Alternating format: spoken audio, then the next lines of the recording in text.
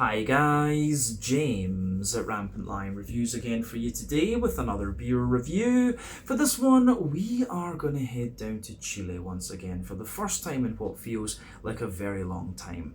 Now, if memory serves me correctly, the last and thus far only Chilean beer that we reviewed on the channel came about 3 years ago. That was a lovely Scotch ale from Cerveza del Puerto in Valparaiso, and I got that beer from Finland of all places, if I'm remembering right. I think that was a Riku box beer, if I'm not mistaken. But the beer we're going to have a look at today is from another brewery that I've obviously never tried anything from before. It's a style that I haven't reviewed all that many of on the channel because it's just not that commonly brewed, and it's also something of a special occasion beer for this brewery as well, and this was very kindly given to me by a very special lady, Miss Fabulous Amanda, so a big shout out to her for bringing this beer to Hong Kong for me to review for you guys here. It's one of her favourites, so really cool to be able to do this one for you here on the channel.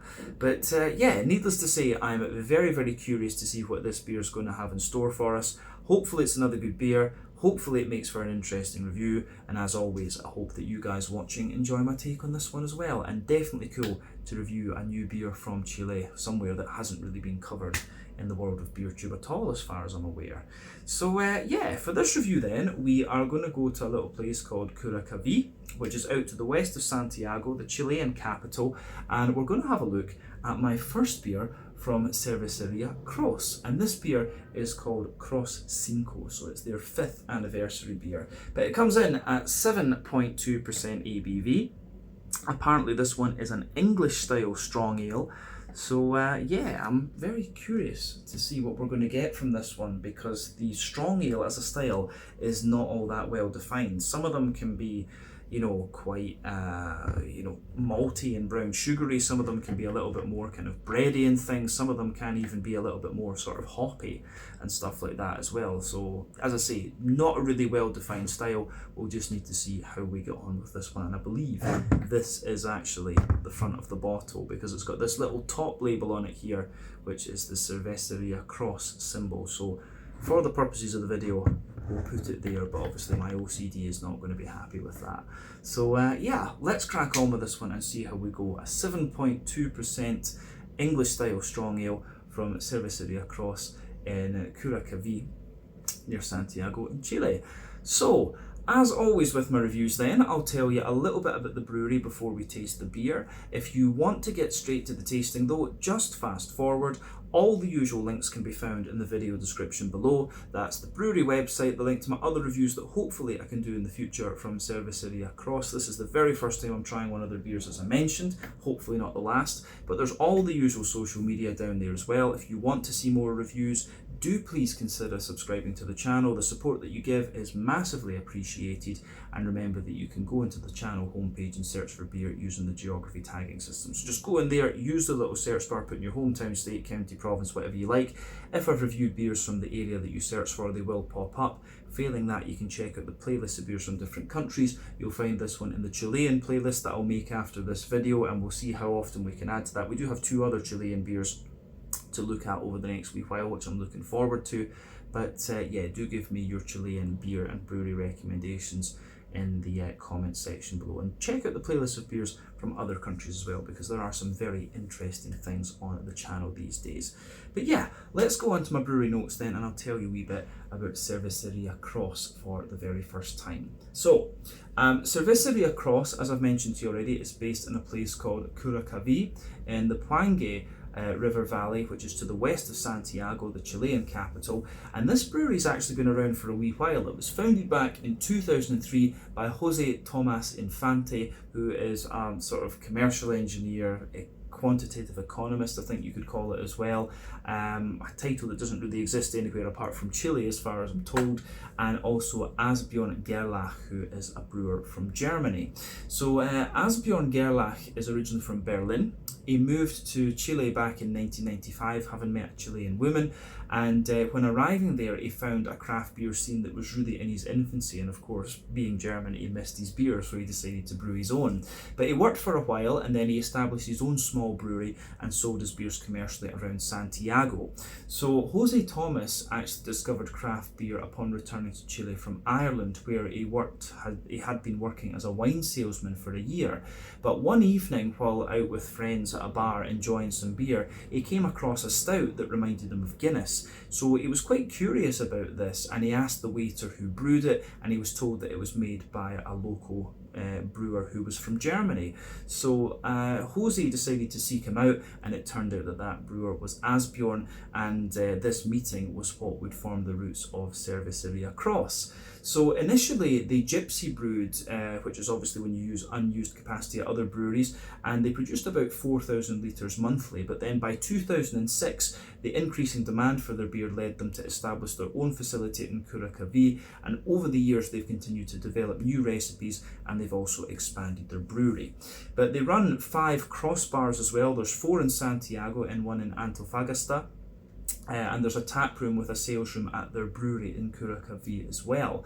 But Kross has since become one of Chile's most decorated breweries. They've won over 100 medals across a number of different continents, and today their production volume is around 100,000 litres of beer per year, with so their core range beers sold in 330ml bottles, and the more kind of quirky experimental ones or whatever are sold in American 473ml pint cans, and also the 330ml cans as well. But as of June 2024, when I'm filming this review for you, these guys have released 70 different kinds of beer according to Untappd. But considering the age of this brewery, the fact that they're just over 20 years old, it's going to be 21 actually, so they're old enough to drink a beer in America. But yeah, I wouldn't be surprised if that number is inaccurate, because Amanda tells me they release a lot of experimental beers, and you know, Untappd has only been around for a certain length of time, so probably that number is a little bit lower than it should be. But yeah, that's pretty much everything I can tell you about Cerveceria Kross for the moment. If you want to learn more about these guys, you can check out the brewery website, you can follow them on Facebook and Instagram to keep up to date with all the latest goings on, and you can check out your Rate Beer, Untappd and Beer Advocate pages to learn a little bit more about all the different beers that these guys have done.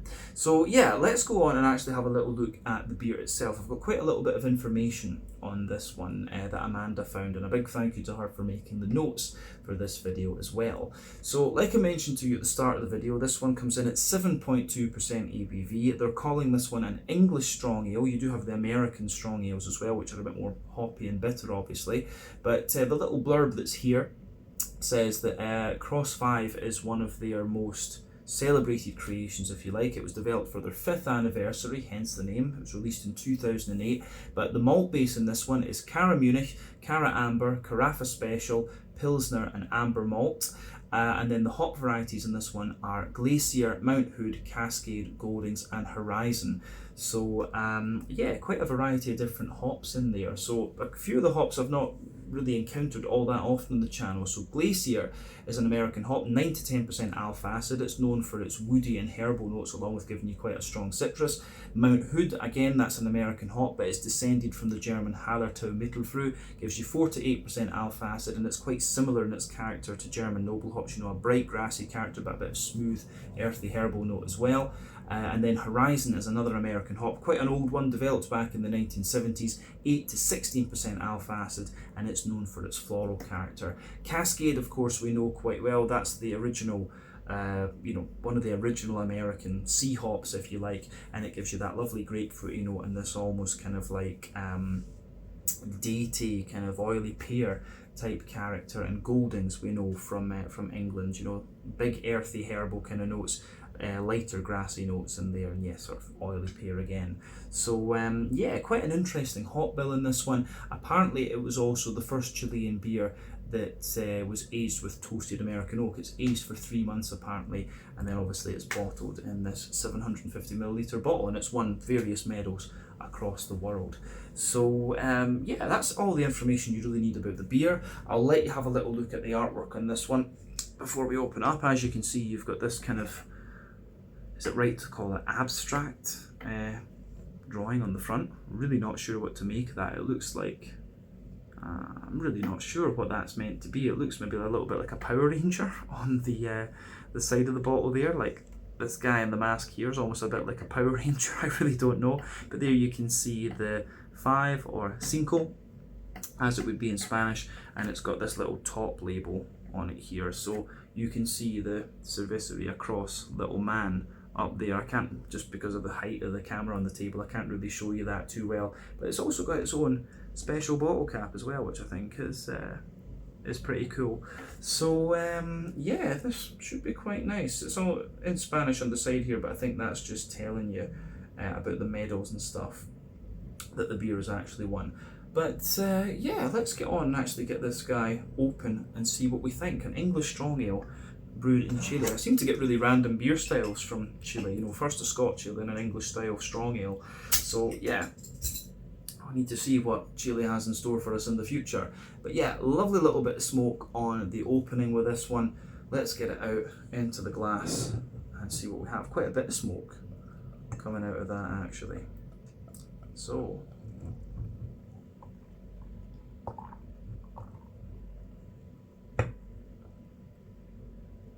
there we go. I think that's enough just to see the appearance of this beer.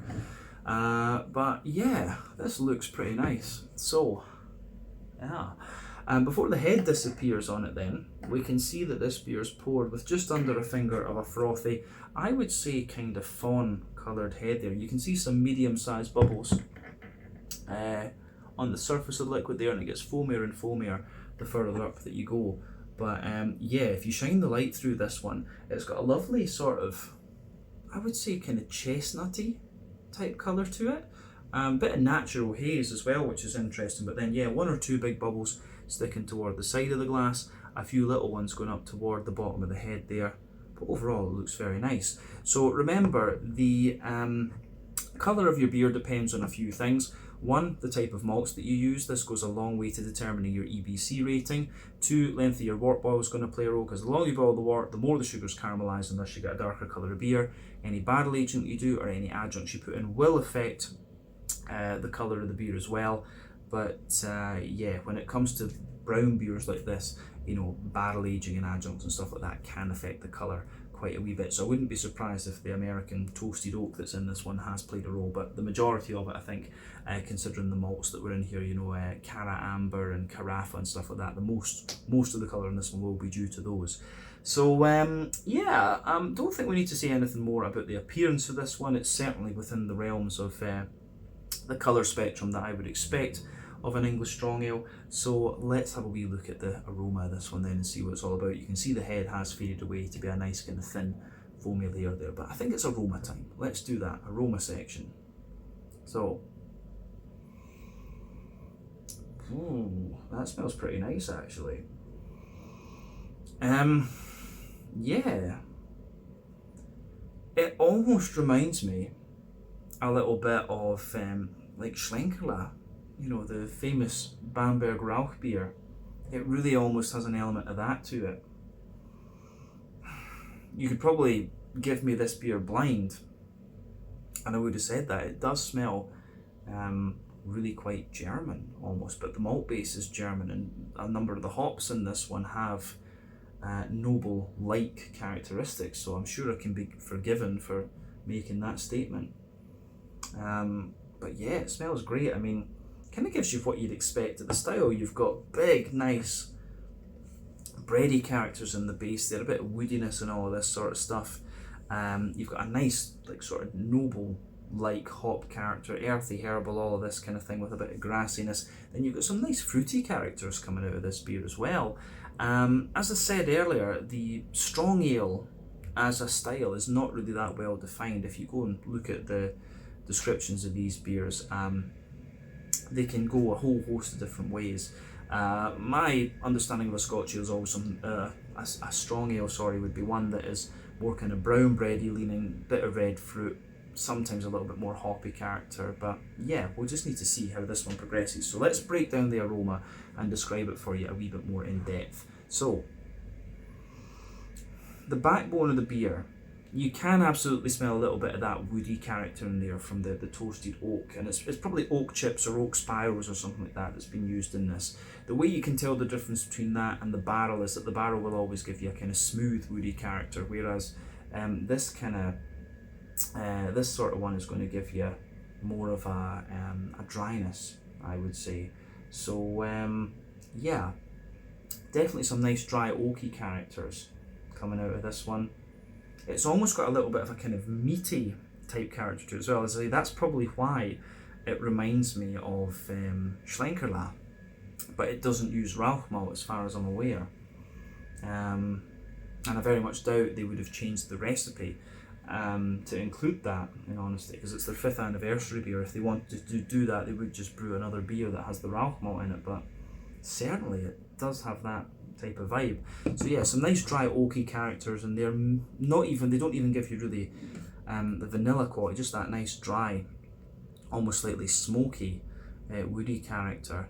But yeah, you have some really nice bready notes to this one as well. So you've got a little bit of a kind of rye bready bread crust in there, which I think is great. So yeah, a lovely bit of rye bready bread crust in there. You've got some very nice kind of rye bread sitting above that, wholemeal brown bread, and also a nice wee bit of, I wouldn't say there's too much white bready character in this. It is mainly like sweet German rye bread from these Munich malts and Cara Amber and all this sort of stuff in there. And then yeah, the wholemeal brown bread. You've got a wee bit of like nuttiness in these,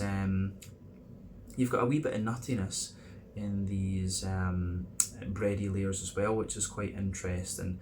So yeah, it's really nice backbone that this beer has, but it feels very familiar because of all the German beer I've had over the years.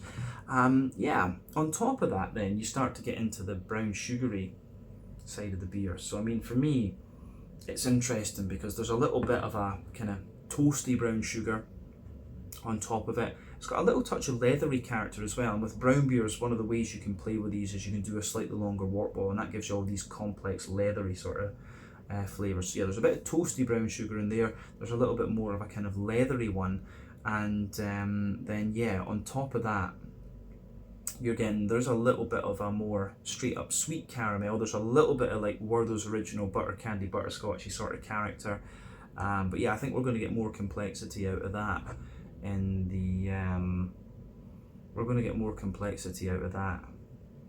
when we actually taste the thing, for sure.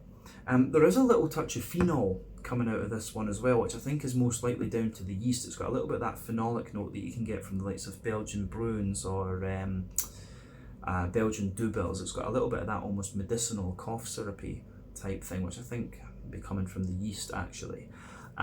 So yeah, all in all, the only other thing I can add to that is just there's a little touch of nuttiness to the beer. So yeah, I think that covers the malty yeasty side of things. Let's have a wee look at the hoppy side of the beer and the fruity side before we taste it. So yeah, for me, the hoppy side of the beer is kind of what you'd expect from reading, from investigating these hops that I hadn't encountered. It's very like, it's a mix of like German noble and English like. So there's certainly quite a wee bit of earthiness in there. There is a good little bit of herbal character. You get that sort of woody undertone to it as well. But yeah, there's a little touch of floral character, but mainly it's grassy. I think there's a nice balance in this one between grassy, earthy, herbal, and woody. Those are the kind of 3 prongs of attack on the green component. Yeah, I mean, a beer at 7.2% as well, you could talk about, with the stronger old ales, you could talk about like aging these for a little bit and the hoppy character would drop out. But I think when this is only 7.2%, you know, you maybe want to drink it fairly fresh, or you know, after about 3 or 4 months or something like that, when it's mellowed out a wee bit. That would be my advice for this style. And the way that the hops are coming out in this one, I think, are just about right. Nothing else I think we need to say about the green component, in honesty. So let's look at the fruity side of things. And I would say from the hops, it is kind of what you'd expect. For me, there's a little bit of, I'm certainly getting quite a lot of oily pear out of this one. A wee bit of sultana as well. And then, yeah, I think there's a bit of sort of black currant or a very slight fig to this one, and I think those notes are most likely to come from the Cascade. The oily pear, the sultanas, and stuff like that are most likely to come from the more noble like hops like the Glacier and the Mount Hood and stuff like this. So yeah, as I always say, just take a little bit of time to enjoy the aroma of the beer before you get stuck into it. But I think it's about time that we have a taste of this one then and see what it's all about. But as I say, the thing that really struck me about this beer was that it had that almost smoky type character to it. So yeah, let's see. But yeah, just one thing I noticed I didn't show you. I don't know how well you can see that, but they've got the Cerveceria Kross thing on the bottle there, which is pretty cool, I have to say. Their own bottles, that's pretty interesting. So yeah, let's get this guy tasted and see what it's all about. This one was the Cerveza Cinco, if I'm remembering the name correctly. Cerveza Ale Fuerte, which is like just basically means a strong ale.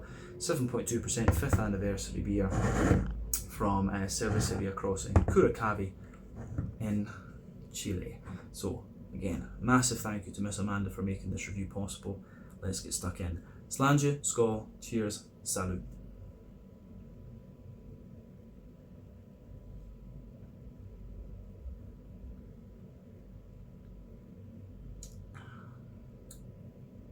Ooh. Certainly quite interesting.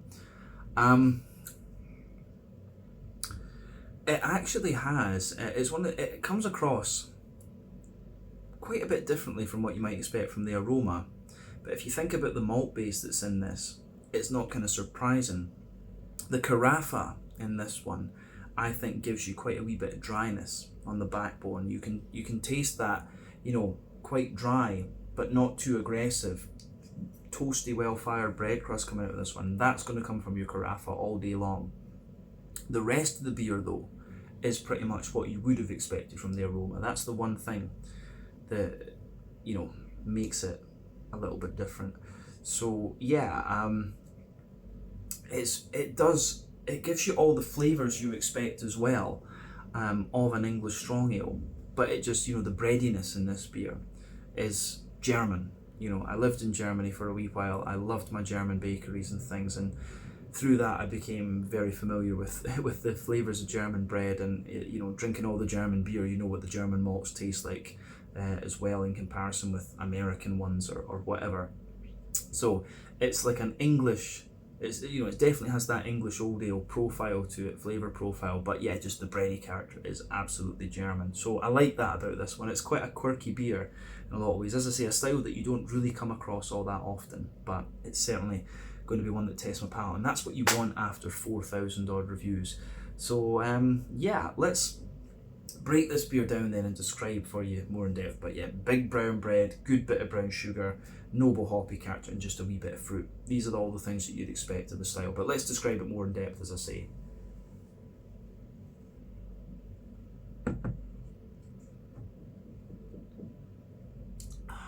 Yeah, so for me,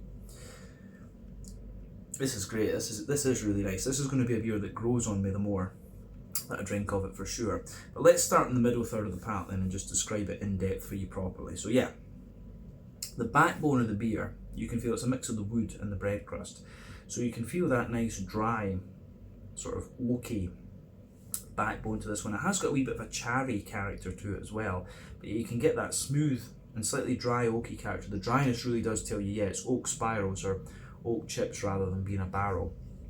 And of course you don't have the spirit layer either, so you've got that, you get a little bit of the charred character to the wood. You also have a little bit of yeah, you've also got a good little bit of there's maybe a wee touch of vanilla further forward on that middle third of your palate, of course, but then yeah, above that you start to get the you certainly start to get the more charred bread crusty characters out of this one. So like I said, Carafa malt, which is incidentally a trademarked malt variety of the Weyermann maltery in Bamberg, Franconia, Northern Bavaria, Germany. Look it up, really interesting. But yeah, you get that toasty, well-fired bread crust in there that's not too aggressive, and either. So yeah, you can get that. Then you get a layer of sort of rye bready character as well, which is nice.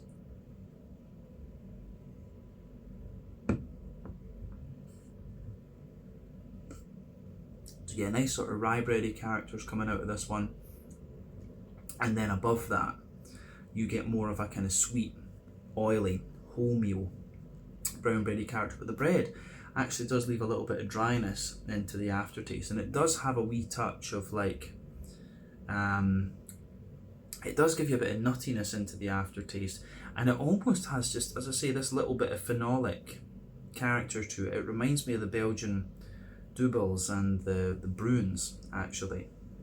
So yeah, there's a wee bit of that kind of flavour coming out of this one too, and that's embedded into these bready notes. It's almost a little bit like a kind of fruit bread, if you like. Certainly a wee bit of that going on. But yeah, that's really interesting. On top of the bready layer then you get a wee bit of the toasty brown sugar in there. So yeah, like toasty was more well fired brown sugar. It's quite dry in that sense. Then you've got a layer of a more leathery sort of caramel actually.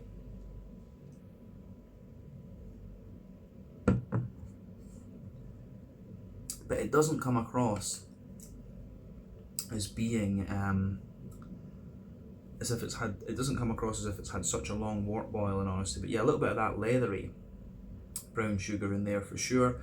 And then yeah, in the dead centre of the palate you get a wee tiny touch of like a treacle molasses sort of thing, and then that will be the alcohol of course in this one. But yeah, you've got that more leathery treacle molasses sort of thing, and then yeah, just a wee touch of like a Werther's original butter candy butterscotch. And on top of all that kind of big oily dry brown sugar, you can feel a wee touch of biscuity character coming out of this one. But yeah, the bready layers are definitely kind of Munich malt of course, and all the Cara Amber and stuff like that. So yeah, the majority of the complexity of this beer is definitely in that middle third of your palate, and it's really interesting. It does just give a little bit of that rauchy, smoky type vibe to it as well. So yeah, very interesting beer this one. As I say, it is one that tests my palate a little bit. But yeah, I think we've covered the middle third of the palate there. Let's go to the back third of the palate then and talk about that. So as I've often said on the channel, sweeter flavours will come out further forward on your palate, more dry and bitter flavours will come out further back. And generally speaking, the back third of your palate will give you very similar flavours to the middle third of your palate, just at different intensities. So yeah, the border region between middle and back third of your palate, you get a nice little bit of bready build up in this one. You can feel in the base that you've got the rye bready character there and the more whole bready character sitting on top of that, and a wee touch of like a toasty bread crusty note in there. But yeah, the base of that back third of your palate, it's that dry, it's definitely that sort of dry oaky character that's coming out of it. Then you have a nice then you have a layer, just, you know, the toasty well fired bread crust, which is a little bit more aggressive in that toastiness there. But then yeah, you've got the rye bready layer, which was a little bit lighter and more airy, but still slightly drier on this one. Then you've got the wholemeal brown bready layer above that, which was a little bit lighter and more airy and dry of course. And then you can feel some of the toasty and slightly more leathery brown sugars just creeping over the top of that. And then of course it's all about the yeasty character sitting above that. So yeah, let's have a wee look at that yeasty side of things then.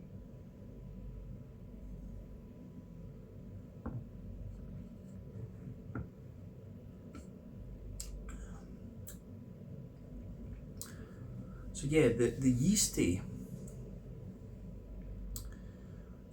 side of the beer is quite interesting, because I do feel it's that where I'm getting this almost phenolic, medicinally type thing coming out of it.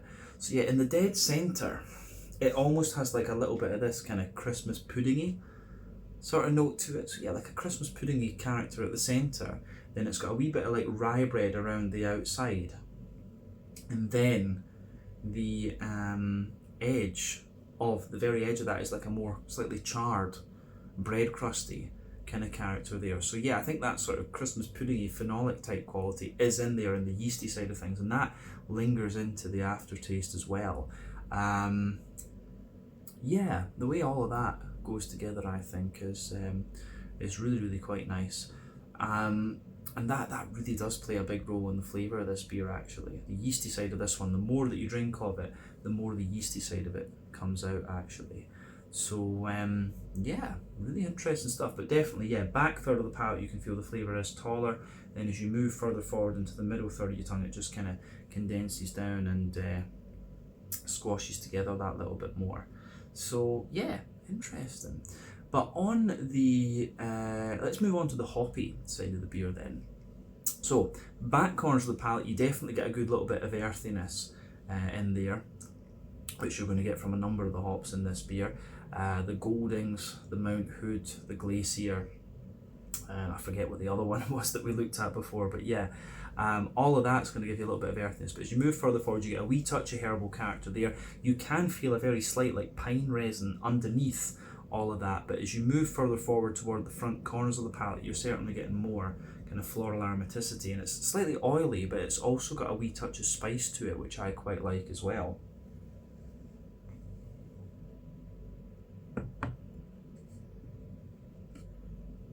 So yeah, the way that all of that pieces together, I think, is really quite interesting. Yeah, the green component in this one, it does give you a wee bit of lingering bitterness into the aftertaste as well, actually. That is interesting, to be honest with you. But yeah, there is just a wee touch of an almost piney resinous character, which gives you a wee little bit of kind of freshness, actually. So it's almost like a wee bit minty or something like that, which I wasn't quite expecting. So yeah, wee bit of hoppy bitterness and interesting stuff going on the sides of the palate with this beer.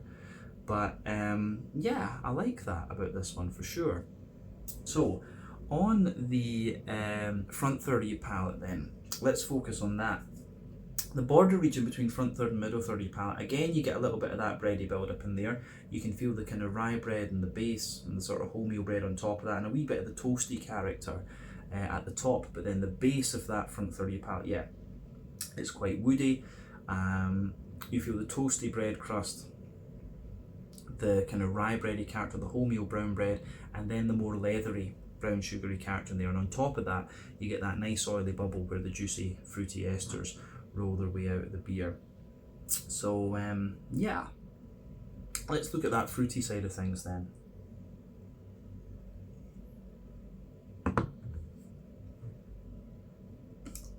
So yeah, when you take in this beer, you do actually get a little hit of this, I would say, sort of phenolic-y, cough syrupy type fruity character.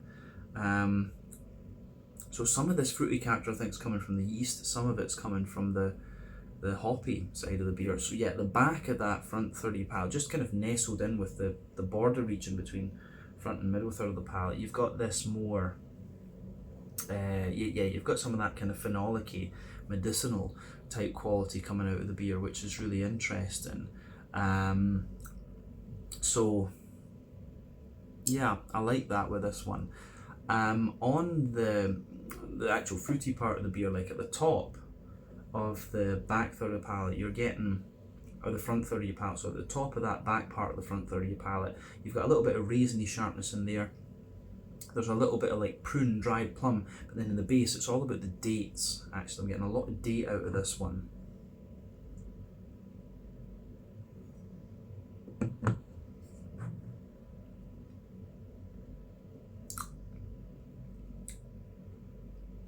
Yeah, raisin, prune, yeah, definitely some prune, a lot of date in there. As you move further forward from that, there's a wee bit of sultana. It's almost like brandy soaked dried fruit actually in this one, which is really interesting. Then yeah, as you move further forward from that, you can feel there's a bit of oily pear, there's a little bit of sultana in there, as I say, and then yeah, there's a wee touch of red fruity, like black curranty sort of character sitting on top of that. But yeah, the big phenolic-y kind of cough syrupy notes push their way out of this beer, and I find that really, really interesting. So yeah, fruity side of this one, quite dry actually as well. It's quite a dry, sort of woody, yeasty, fruity and brown sugary beer, this one actually. So yeah, I don't think I've had an English old ale quite like this one before. So yeah, really yeasty leaning, this one, I would say. But yeah, I think that's everything we need to say about the flavour of this beer. It does have that little touch of smokiness to it as well, which I wasn't quite expecting. But yeah, let's round off the review with just a wee quick look at the mouthfeel then. So for me, this beer, I think it's mid-bodied, it's right in the middle of the spectrum. Carbonation does have a little bit of a prickle to it, but overall the beer actually feels like quite clean and sort of slick to an extent as well. You can feel that there's good water quality in this one, so it's in a valley, this beer. So yeah, Chile is very mountainous country, obviously has very good water quality, and you can just feel a bit of the cleanliness in that beer. I'm quite sensitive to that, having come from Scotland, where we're extremely proud of our tap water, of course. But yeah, IBU wise, I know that this one is listed as being 20-ish IBUs, but it feels like it's a little bit more than that. It actually feels as if it's got about maybe 40-ish IBUs. You get a little bit of hoppy bitterness lingering on the sides of the palate there. But yeah, your malty backbone in this beer, you've got some nice dryness underneath, you've got the bready character in the middle and the dry sweetness on top. And yeah, just a little bit of almost like a spicy character into the aftertaste, a wee bit of that smokiness too. That sort of phenolic character gives the beer quite a wee bit of dryness also, and the fruity side of this beer is quite oily, but at the same time quite dry as well. So all in all, this has been a really quirky beer to review. It has a lot of Belgian, like Dubbel, maybe more Belgian brewing type character to it, but obviously a lot of the English old ale sort of flavours are represented in the big brown bready character, the dry brown sugars, but the malt varieties are of course German and the hops are American. So I think it's maybe a bit difficult to call this one a truly English strong ale, if you like. It maybe has a little bit more of an American strong ale character to it with the hoppiness, in honesty. But regardless, we can talk about style categories all day. The question should be, is it a good beer? Is it an interesting beer as well? And I think the answer to both of those questions is yes. So definitely worth trying. But I think we can leave it at that for this one. This has been really interesting to try. So again, big shout out to the fabulous Miss Amanda for bringing me this beer to take a look at. So yeah, this one was the Kross Cincos, and 7.2% English style strong ale from Cerveceria Kross in Curacaví to the west of Santiago in Chile. So yeah, once again, thank you for watching my beer reviews. Until the next time, please like, subscribe, share, all the usual YouTube stuff. Let me know your own thoughts on this beer in the comments section below. Let me know what your favourite beers are from Cerveceria Kross as well, and we will see about returning to these guys again at some point in the near future. But until then, slàinte, skål, cheers, and I'll see you guys on the next one. Salut!